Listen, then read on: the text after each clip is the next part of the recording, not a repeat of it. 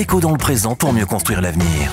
La chronique d'Interentreprise avec Francette Florimond. Bonjour, j'espère que vous allez bien. Antiplaque, Guyaplaque, vous connaissez? Sans doute non, comme moi, sauf si vous travaillez à l'Ifremer.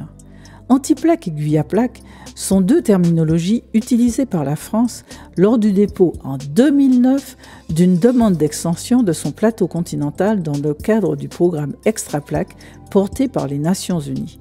La France a demandé 1,5 million de kilomètres carrés supplémentaires à rajouter à ses 11 millions de kilomètres carrés actuels de sa zone économique exclusive.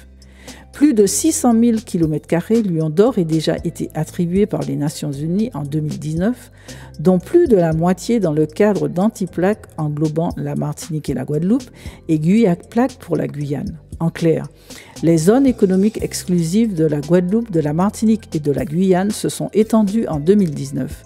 Seuls les spécialistes sont au courant, notamment l'Ifremer, qui a son antenne Antilles-Guyane en Martinique.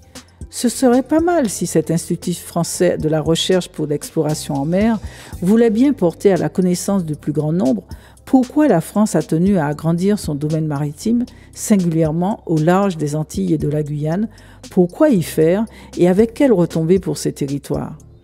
La connaissance de ces nouveaux espaces doit en effet être source de valeur ajoutée pour la Martinique, la Guadeloupe et la Guyane et pas simplement être un jardin exploité par d'autres.